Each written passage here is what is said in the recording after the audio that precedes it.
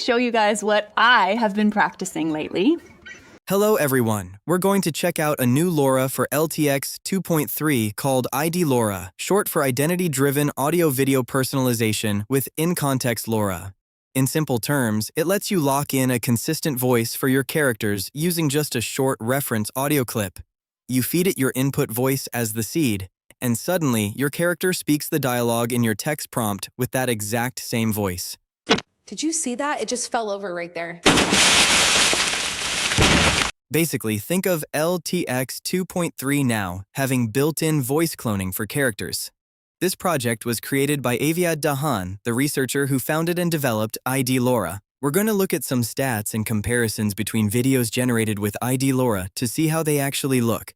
This project has also been compared with Kling AI 2.6 Pro for voice quality, as well as WAN 2.2 Plus 11 Labs version 3. It's even able to train on 3,000 pairs of training datasets using just a single GPU. If you're interested in training ID-LoRA yourself, you can check out the official ID-LoRA GitHub repository published by Aviad Dahan. The source code is right there, and he's included tons of details on how to prepare dataset pairs and use the pipeline. Now, as you can see in the notes here, there was an update on March 24th, 2026. ID-LoRA has now been integrated natively into ComfyUI. Big thanks to the ComfyUI team for making it possible to run ID-LoRA with just one single native node. This makes it super easy to integrate into any existing LTX 2.3 or 2.0 workflow. Over on the Hugging Face repositories, as we can see, this one is specifically for ID-LoRA for LTX 2.3. There are two pre-made ID-LoRA models available for video generation. One is called Celeb Vive HQ3K, and the other is TalkVid 3K. Either one of these is capable of identity-driven audio generation. For LTX2, there are also older versions available in the Hugging Face repo.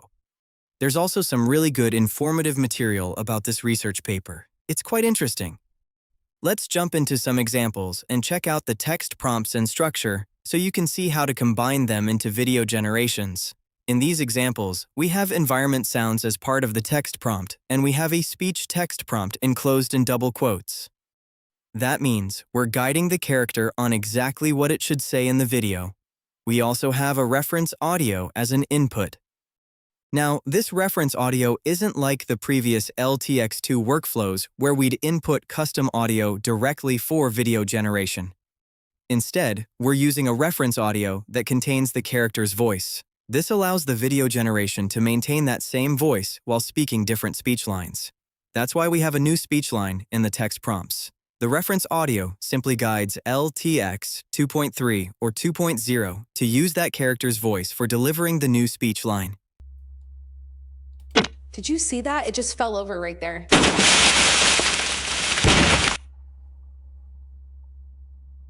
Snar, let's rock and roll. I have been waiting all day. It's going to be the only place where you can get that kind of direct access to me. Also, there's show that you are just like anybody else. Those stories are the ones that genuinely inspire people to take. Let me show you guys what I have been practicing. And so a lot of my baby hotties are still in high school, so I wanted to answer a few questions from there. It is so loud out here with all this noise. Hybrid. As you can hear, the voice from the reference audio, same speaker, is now speaking another speech line in the generated video output. That's why I mentioned earlier that, at its core, this is basically voice cloning for LTX 2.3. But it's not just about voice cloning. If you look at the ID-LoRA structure as a whole, it's identity-driven. That means it's also possible to apply this consistency to the character visually. In theory, you could extend that identity consistency to the visual appearance of the character in the video as well. First, let's take a look at the Hugging Face repository since we can now download the LoRa and run it natively in ComfyUI. There are two pre-made LoRa models by the author for ID-LoRA, so which one should we use? Which LoRa is best suited for different scenarios? The TalkVid 3K and Celeb V HQ 3K have some slight differences in characteristics. Let me walk through the Hugging Face information here. One key point is that both datasets use 3,000 training steps. The TalkVid dataset is designed for general-purpose talking videos with diverse speakers across demographics, different ages, genders, aesthetics, and focuses on natural speaking styles like vlogs, interviews, or casual conversations. On the other hand, Celeb VHQ is more focused on high-quality portrait videos of celebrities, ideal for professional presentations where the character delivers formal speech. Think cinematic close-up shots or polished professional presentations. For social media or YouTube content, the TalkV-based ID-LoRA is probably more suitable. Technically, based on the table I created from the Hugging Face info, both ID-LoRAs perform similarly in speed and overall quality. However, Celeb VHQ tends to be slightly higher in quality because its training dataset consists of more professional, clearer samples according to the Hugging Face documentation. So, depending on your scenario, like whether you're aiming for casual vlogs or polished cinematic shots, you can choose accordingly. Alright, let's get hands-on and play around with LTX 2.3. I've already created some images using Z-Image Turbo. This is just a simple template you can find in the Browse section of ComfyUI. Nothing fancy. We're only focusing on the text prompts and what's possible with ID-LoRA. As you can see, the text prompt structure for ID-LoRA is different. The full structure includes visual scene descriptions, the character's speech, and sound elements, like how the speaker presents their voice, plus optional environmental sounds.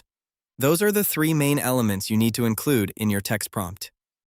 Based on the ID-LoRA GitHub repo, I'm formatting my text prompts to match the examples provided. You can go through those examples, follow the instructions, and create your own prompts too. My first example features a close-up shot of two people, and we'll make the character speak. First, we load our image and prepare the full text prompt covering visuals, speech, and sound. Now, moving to the workflow, I've set up a simple image-to-video pipeline with 2 stages of sampling. The first group down below handles LTX sampling with ID-LoRA. Clearly, I've connected the ID-LoRA node for this first stage.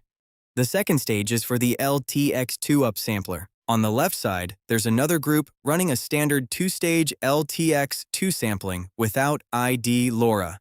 Within that subgraph, no ID-LoRA node is connected, and all conditions remain the same as a normal LTX2 workflow. But in the sampling with ID-LoRA subgraph, I've connected the LoRA node. Additionally, I've included the LTX reference audio ID-LoRA native node inside this sampling subgraph. Remember, this is a native node, so you'll need to update your ComfyUI to the latest version. Once updated, you'll see indications like the one I captured during my Comfy update on GitHub. You'll notice the file has been updated with the necessary code. With this node in place, we connect our conditionings to the final node. Let's generate the first video after simplifying the text prompts using this keyframe image. The character will speak naturally, and the audio will use the voice from our reference input. Basically, we're using audio process to clean up the voice before passing it to the sampler. Notice that right now, the LTX audio being input for the audio latent is an empty latent. This isn't like the old method where we'd inject audio latents directly matching the input audio. Here, the audio latent is empty. The character speaks based on the text prompt, while the reference audio guides the system via the ID-LoRA native node. Using the audio VAE, the system processes the reference audio to understand the character's voice characteristics. Back to the main workflow, we've generated the video, and now we're waiting for the version without ID-LoRA to finish. Through my testing, I've noticed something interesting. Without ID-LoRA, the character's lips tend to move more naturally, and it looks like they're actually speaking. But when I apply ID-LoRA, sometimes the lip sync isn't perfect. It can sound like the voice is coming from off-screen narration instead of the character actually talking. Let's compare both outputs. Sure I'm ready to leave everything behind, or if college is really who we're meant to be. I'm not sure I'm ready to leave everything behind, or if college is really who we're meant to be. I'm sure I'm ready to leave everything behind, or if college is really who we're meant to be. I'm not. Here, I did a quick test using 480p resolution. Of course, if you want higher quality, go for 720p or even 1080p. But for demo purposes and generating 2 videos simultaneously, I used 480p to keep things fast. Let's see the visual and audio differences.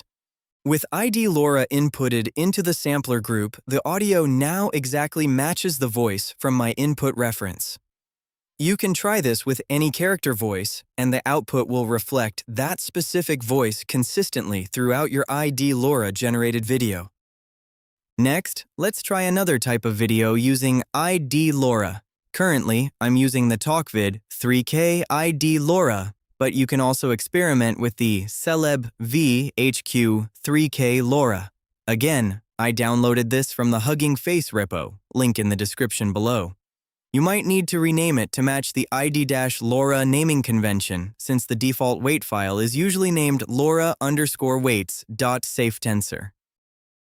Here's another example.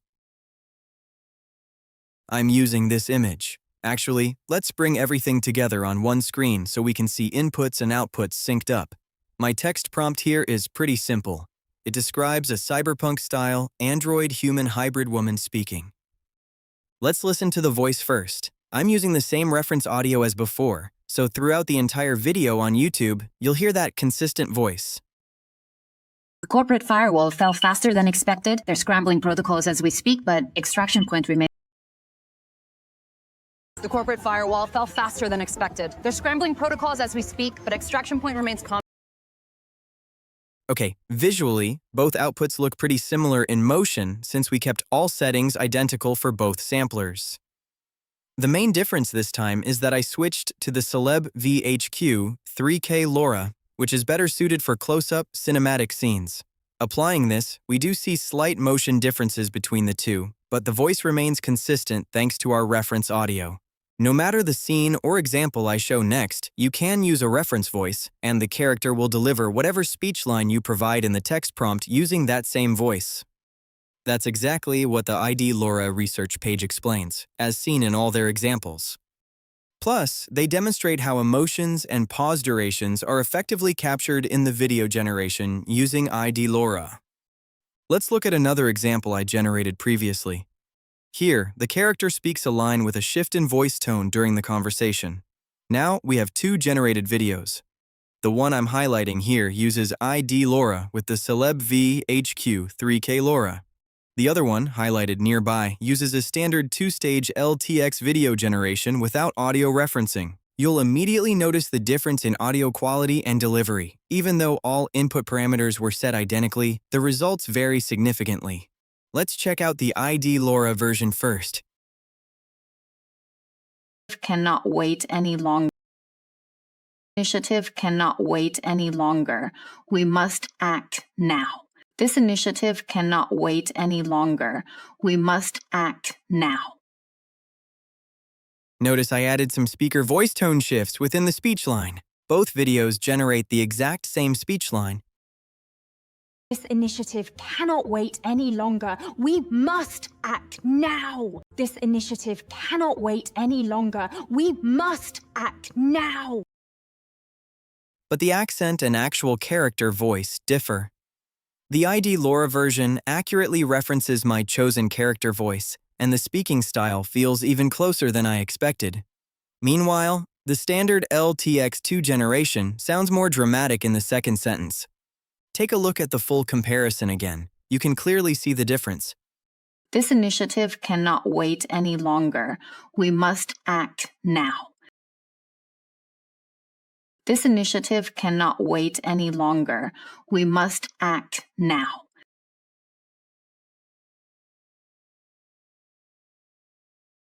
This initiative cannot wait any longer. We must act now. This initiative cannot wait any longer. We must act now. This highlights exactly what sets ID-LoRA apart. It's great that LTX2 now supports various types of LoRAs, not just IC-LoRA for motion manipulation or referencing movement, but also for audio and sound. This is especially useful when creating content with multiple characters. Sometimes you don't have time to train separate visual and voice LoRAs for each character. With ID-LoRA, you can quickly clone a voice using just a few seconds of reference audio and instantly give your character a consistent voice. It's a smart, efficient way to leverage LoRA technology for video. Thanks for watching, and I'll see you guys in the next one.